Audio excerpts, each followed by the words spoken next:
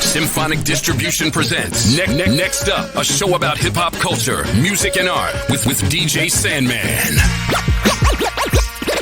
Next up, I believe that's me. Next up, I believe that's me. Next up, I believe that's me. Next up, I believe that's me. And now, your host, DJ Sandman. Yo, what's going on? I gotta figure out a better transition out of that intro, man. But anyway, DJ Sandman here. Episode 3. I call this one the Funky Child of Symphonic Distribution presents Next Up. DJ Sandman, your host. Appreciate y'all tuning in. And today, I got a real special guest, man. I love this guy. He makes incredible music. It's an honor to have him down with the team, with the Illsboro Records team and all of that. So let's holler at him real quick, man, to see what he has going on. SOTA. You were talking about me. I was talking about you, man. Wow, I was looking around like, who is he talking about? Nah, man, I'm talking about you, man. Come on, man. I love you. The music you make is incredible. I love it. The feeling is mutual, brother. Thank you very much. So definitely an honor to have you a part of the team, man. Matter of fact, like I'm gonna jump right into that because we launched the Illsboro Records imprint that I'm doing with Symphonic, and my first release was Dynasty. We just put out a single, and I've worked with Dynasty for years, and as her DJ, touring with her, and working on music. So my next project that we put out was you, SOTA.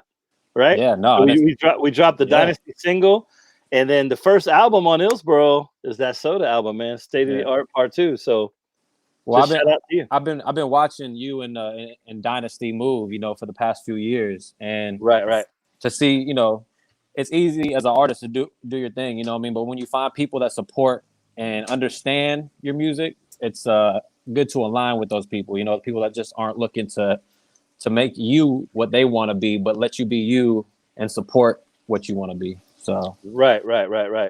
So it's pretty dope, man. It's a blessing. So thank you, man. Of course, man. It's an honor to have you down, man. As a matter of fact, I first got up on you from my friend DJ Jimmy O. We're at the radio station together. I was doing the Future Flavor show on Sundays. Running music from the Tampa and all surrounding area, Tampa, St. Pete, all the way down to Sarasota. Yeah. We'll get into that in a second. But that's how I linked up with you, because Jimmy was hitting me about you. He's like, yo, my man SOTA, he's dope. He kills it down in Sarasota. All right. And he just put me up on you. And I know you guys submitted the song called Me Life.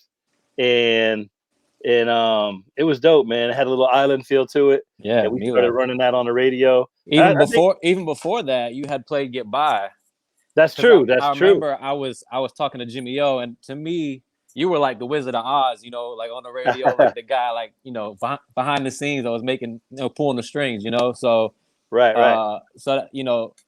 Jimmy O definitely always looked out, man. He'd always say it's because his girlfriend Kelly, you know what I mean? But it's he's a good dude, man. So I definitely appreciate him looking out and always, supporting the music. So yeah, he got me to Get By record too. I do remember that as well. I just was flashing back to the Me Life record because that one got a lot more run. Yeah, it was more of a commercial. I was finding my music and my sound starting off with that first album. And then with Me Life, it kind of working with other artists really pushed me outside of my box and helped me find my sound. So as oddly as it is, because I try not to listen to a lot of music because I feel like you start to kind of emulate what you listen to. But working with an artist is kind of different because they send you something and it's kind of you got to do your thing on it, but at the same time you got to conform to them in a sense, but still be able to do you. And that's why still be yourself in it. I love collabs, and that's like what I've been working on a lot lately. In fact, the new album has a gang of collabs. So yeah, and you do that well, man. You do that well. You're able to adapt to the artist you're working with style and still, hold your own and do your thing and shine through. Yeah, thank you. So I love that, man. I love all the collabs. So the Get By record, that was on your first project. We'll talk about that for a second. Yeah. And well, let's go to the name first of all, SOTA. All right, where did that come from? SOTA. When I first started out, I called myself SOTA's Finest, and I was like 12 years old, you know. So that was, you know, the cool thing, you know. I was like SOTA's Finest, and then as I got older, you know, I dropped the Finest and just became SOTA. Just because I'm from Sarasota, they say don't forget where you came from, and I feel like if that's your name, how are you gonna forget, you know? Right. But as I grew it became an acronym for state of the art, which was like my mind state and like what I like kind of labeled as my state of mind, which means being yourself as an individual and not letting society dictate who you are, what you want to be in life. So that's what state of the art is for me. State of the art, SOTA, Sarasota, like it all tied in together, man. That's multiple meanings. Yeah, that's real dope. So as far as you coming up in Sarasota, who were your musical influences? Like how'd you get into hip hop? The first cassette tape I ever bought was Bone Thugs, East 99. So I remember that was, you know, I was probably 11, 12, you know? Right. Shout out to Bone Thugs. Yeah, so Bone Thugs, Pac. I love Tupac. Tupac's forever my favorite. You know, they study him in colleges, so his music surpasses the bounds of music, really. It transcends that. So he really actually said stuff in his music, that stuff today, you could keep your head up, and all these songs you could play today, they're relevant just as much today as they were back then, if not more. His messages. So that's what kind of drew you in to the music and the culture then. So yeah, I would say Bone Thugs, Pac, and Outkast. Those three are like it's a good combination, man. It's a good combination. Yeah, all legends, man. All legends. So that's dope. And then you pretty much you were influenced by them, and then you got the bug to create music and put your story out there. Yeah, man. Yeah. It definitely helped me growing up. I battled depression when I was younger. Even today I do, you know. And I feel like when I write, it's a great release. I think everybody needs a release. They need something that they can do, you know, to kind of like express their thoughts and feelings. Because a lot of us don't talk to people, you know, how we should. We don't communicate correctly, you know. Yeah. So we think if we post something on Facebook, that's like our, you know, I even used to do. I still do it today, but I battle with it like. I think we all do. You probably see how I used to be on it, you know, and nowadays I'm really not on it as much, you know, because I'm trying to be more strategic than just blabbling. Cause right. But that's your outlet to get your feelings and your mind out there. Yeah. So, but I understand because I feel the same way as far as music. That was kind of my outlet too to express myself was through DJing, you know, because I was influenced by so much music, just the hip hop, so many stories, and it was just fascinating to me, and it put me in a good place. So when I play that music for other people, it just kind of keeps me in that good place. You know what I mean? Yeah. It's like what I go to, you know, just to relax and calm my mind. Just throw on some dope music, man. Yeah, it gives you a good feeling. I started playing the drums, you know, when I was younger. That's how I kind of started. Then I went from playing the drums to DJing, or trying to DJ. You know, I got some Technique 1200s, you know. Thinking I was cool, and then I went from that to making beats. And then when I started making beats, I remember reading the pamphlet on a Outkast CD for Aquemini, and they used to put the lyrics in there where you could read them, you know. And when I started reading the lyrics, it was kind of different for me because I saw the story they were telling, and that's kind of what made me go from making beats to writing and expressing myself. And I felt like I could express myself the best through writing. Yeah. I like my girlfriend. I try to talk and express myself, but I wish I could just talk by writing rhymes to people and passing them off like here, you know. But unfortunately, you know. But at least I do have music to where people can listen to it and kind of get a grasp of how my mind thinks and who I am. Yeah. And I see you put all of that into your music, man. You know, the topics you talk about, you touch on some important stuff. You have fun and you just express yourself, man. So I can see all that in your music, man. That's what hip hop's about, man. Expressing yourself, having fun, you know. You know, that's how it all started. Two turntables and a microphone at a party, you know, DJ Cool Herc, you know, about having a good time and being able to have a release. I like, you know what I like that you mentioned Cool Herc, and that means that you didn't just come in, you know, I know you came in with Bone and Tupac and all that, but you appreciate and love the culture so much that you studied it and you know who the creators are. I love that. I love that. Yeah, definitely. When I was younger, you know, I loved hip hop so much that when I had book reports or school reports to do, I would do them on hip hop, you know. So okay, that's a great way to gain my knowledge. But that was I remember I did a book report for one of my classes on hip hop and actually got to make a song, and that's kind of like where it all started with music. Yeah, I was in middle school. It was pretty dope. The middle school. Yeah, that's dope, man. I got a story too because I remember when I was in middle school. I was in junior high school, and hip hop was just starting to pop. And I remember my one of my teachers. Shout out to the Tucker twins. One of the Tucker twins. My teacher had a record out. They did a record like an R&B record, and they used to write the number to the radio station on the chalkboard and want us to all call it. Yeah, it was what crazy. A great marketing plan, bro. It was crazy, right? It was crazy. So I remember one of our assignments was to write a rap, and we had to come perform it in class. And I loved hip hop. You know, I was writing down lyrics from songs that I was listening to. So I was excited, but I was so nervous and so shy that I just took an F on the assignment, man. Because I wrote a rap. I wrote a rap, but I didn't get in front of the class and perform it. Come on. I want to hear. I want to like. Yeah. I wish I could like see that notepad, you know, read it and bring it back to life, bro. Yeah, awesome. that was crazy. And I was mad though. I was kind of mad at myself that I didn't do it because another kid got up there. I don't remember his name, but he got up in front of the class to do his rap, and he rapped a whole verse to Run DMC, and I knew the whole rap, but everybody thought he made it up. Man, I was so mad. I wanted to tell him. I wanted to say that's not your rhyme, but you know, I wasn't snitching back then, so I didn't say nothing, and I took that F on the assignment. Who knows? If you would have done it, you might have became an MC and not a DJ, though. You know, like maybe you know. That's true. I did do some MCing a little bit later, but you know, DJing was really my thing and what I kind of shined at, so I stuck with that. Yeah, man. Yeah, and I could tell. Also, that's what I wanted to say too, because your artwork on your albums, I could just tell you were about, you know, only hearing like 2 of your records, but still seeing your artwork, I just knew that you was still down with the culture and you respected it all, you know what I'm saying? Because you got the SOTA shirt on right now. Yeah. For everyone checking this out on the video. It's the album, you know, state of the art too. Shout out to Crash. Crash, he's actually from up in the Bay Area. He did the graphics for this. He also did state of the art one, you know, and he approached me about this. And putting this album together, man, I really didn't have a budget, you know, like I just lost my job, like, you know, the times we're in right now, you know. Right. So like he reached out and pretty much did this for the free ski. You know, I still threw him some bones, but you know, that's love. That takes time. You know what I mean? Like, man, that's not something you just do. You know? Yeah. The artwork is serious, man. So yeah, shirt too. I'm gonna have to cop one of them shirts too. I'm gonna get you an Illsboro hoodie, but I'm gonna cop one of the artwork shirts for myself.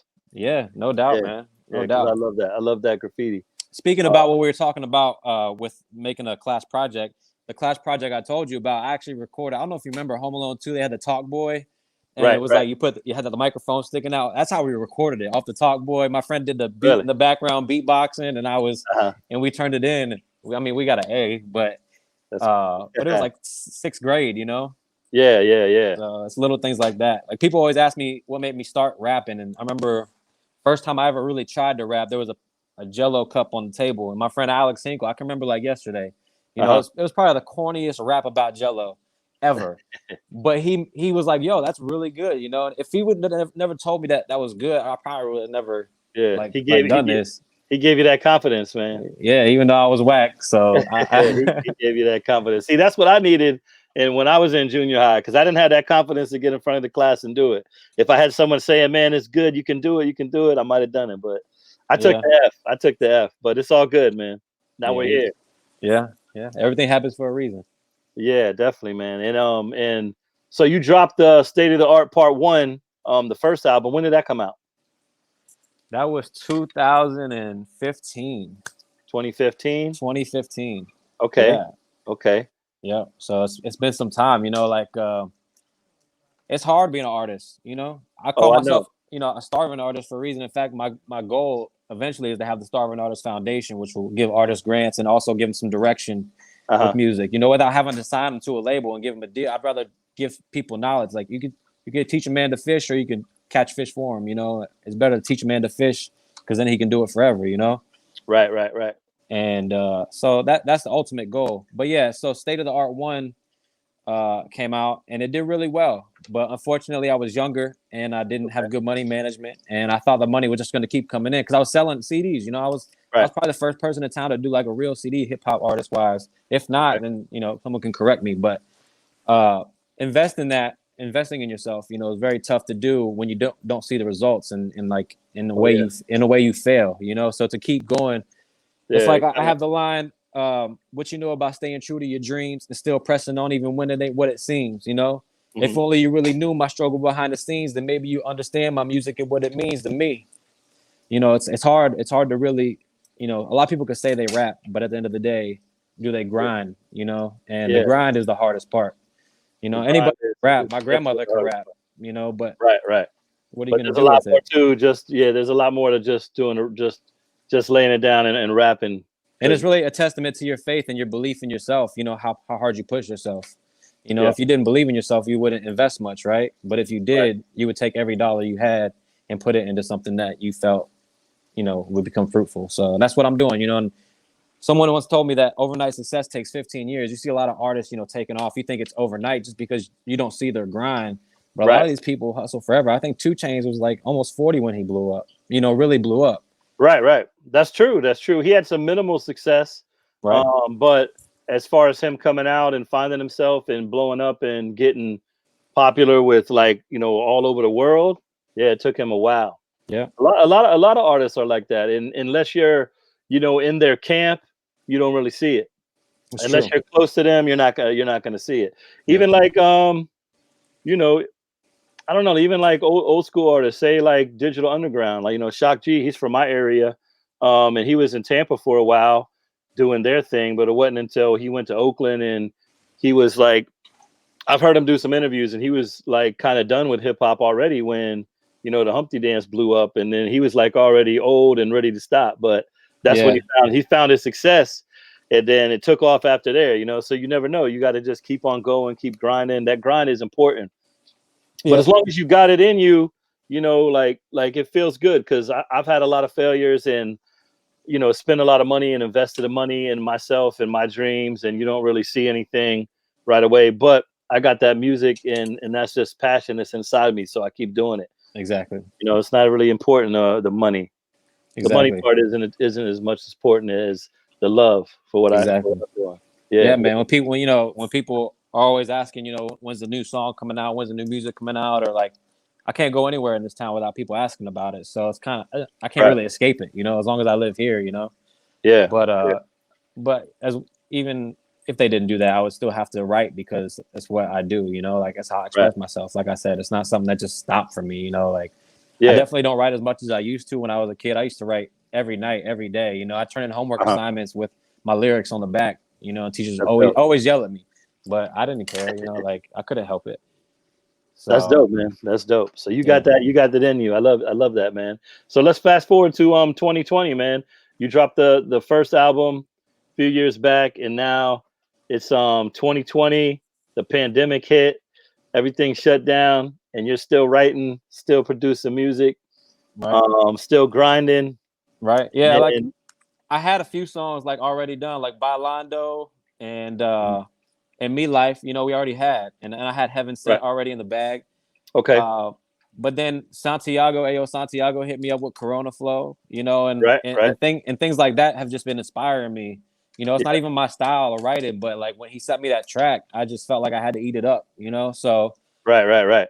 Yo, that track is serious, man. I love Corona Flow. Y'all definitely killed that. You definitely killed that, man. Yeah, it definitely made me step out of my bag and really reach into my bag, really, if you say, and let people know, you know, like I do a lot of music that's positive and stuff, but when it comes to hip hop and rapping, bro, I don't play. You know, this is what I love. That's like that. Yeah, and that's true, because your new album, State of the Art 2, which dropped October this year. Yep.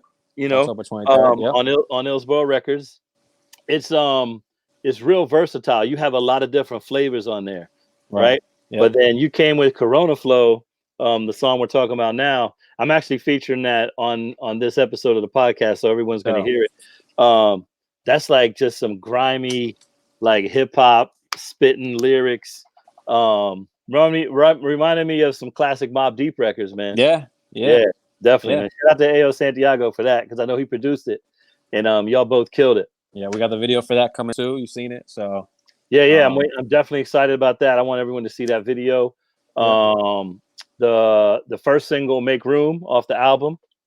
Yeah, that was what I followed up Corona Flow with. You know, it inspired me so much. I heard the beat to "Make Room," and I was like, it was almost instant. I wrote the hook instantly, and for me, writing hooks really is my. I could rap all day. I could give me a verse.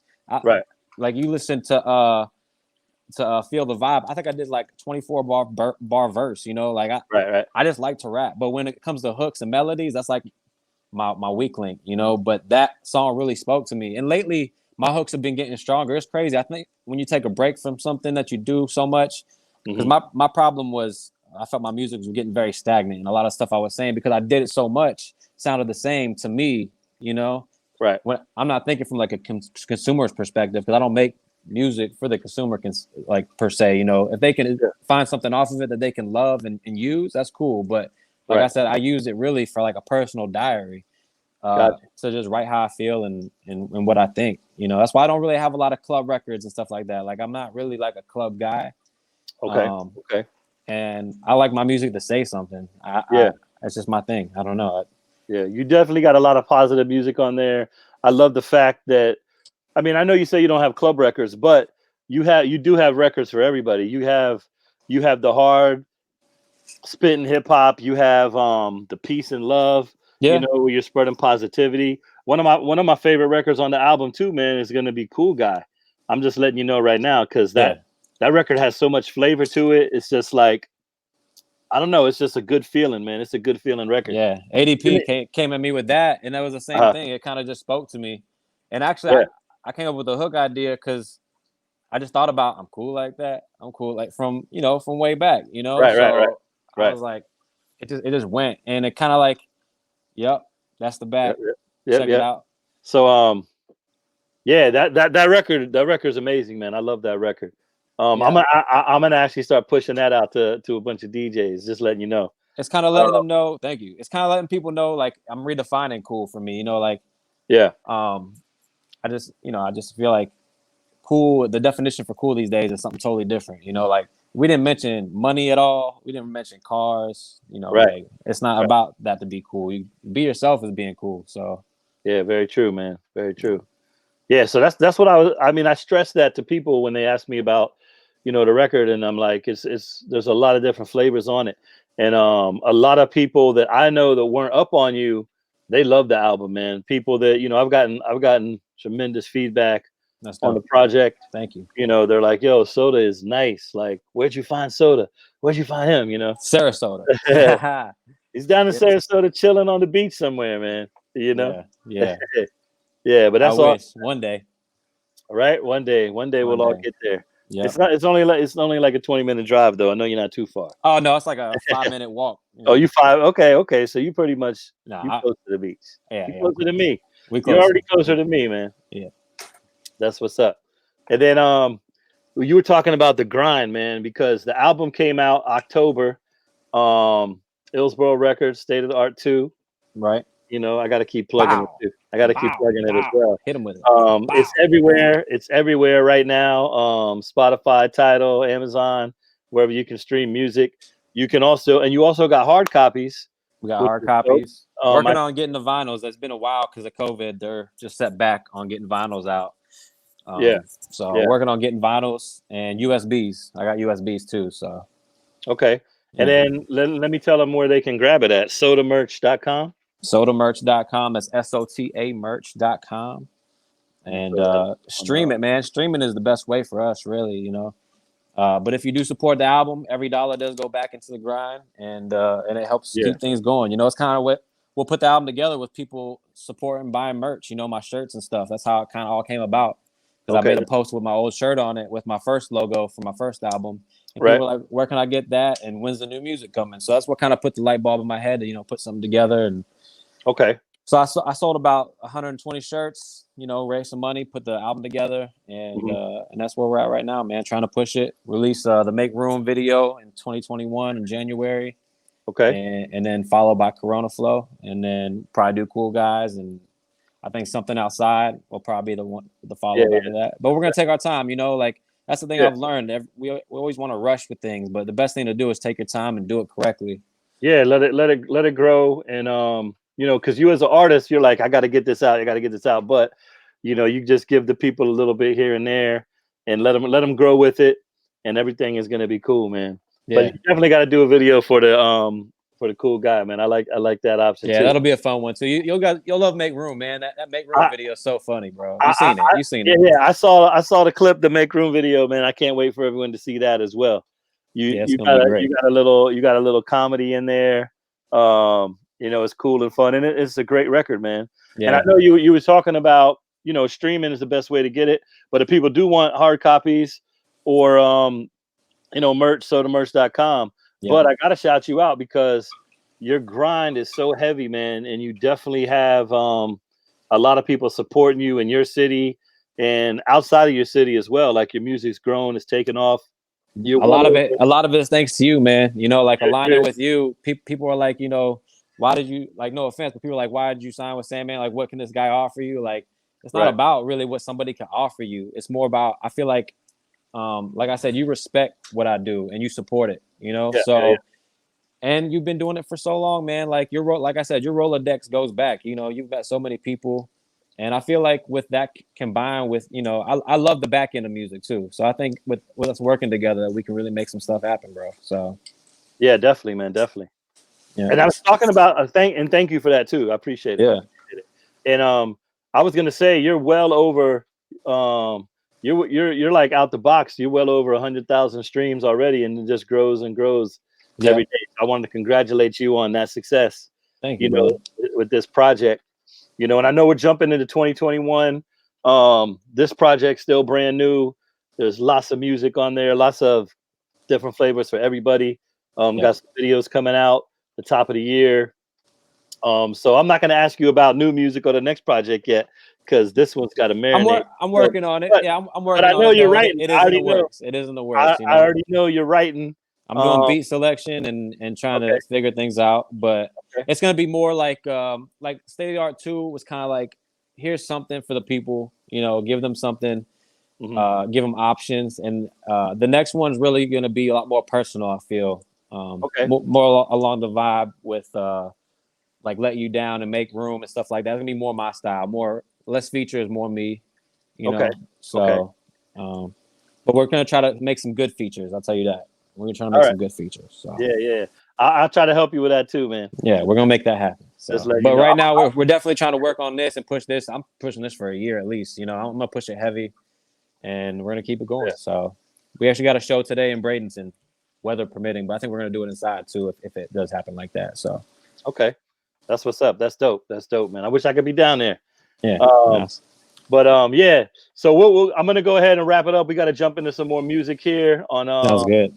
On Next Up. I appreciate you hopping in, chopping it up with me. We're pushing the Make Room joint. I got that Corona Flow popping, and we're not gonna let up on it, man. State of the Art 2 streaming everywhere right now. sotamerch.com.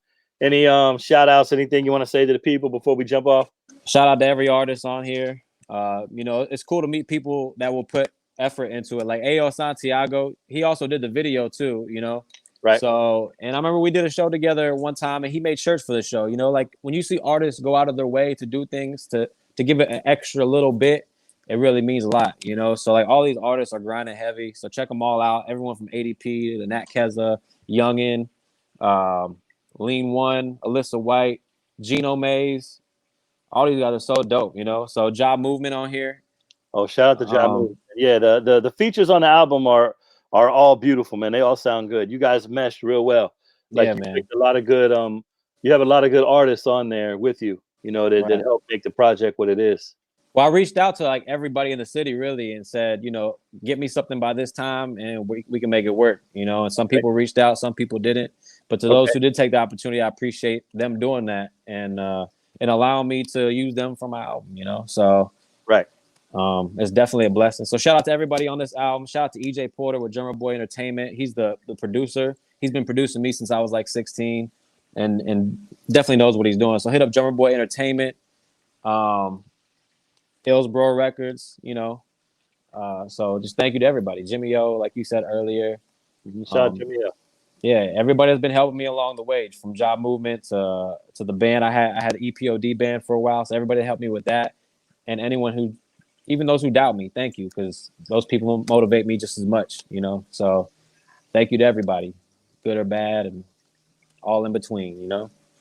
Definitely, man, definitely. And thank you to you, man, again. I appreciate you, you know, rocking with me, getting down with the team, and giving me the opportunity to work with you as well. Yeah, bro. No, it's an honor. So I'm honored. Yeah. All right. So go enjoy your beach. Get ready for your show. Get ready for your show later tonight, man. Hope you have an amazing day, man, and we'll link up real soon. All right. Sounds good, brother. Thank you, man. I appreciate you joining us right here on Symphonic Distribution presents Next Up, episode 3, The Funky Child. Bye.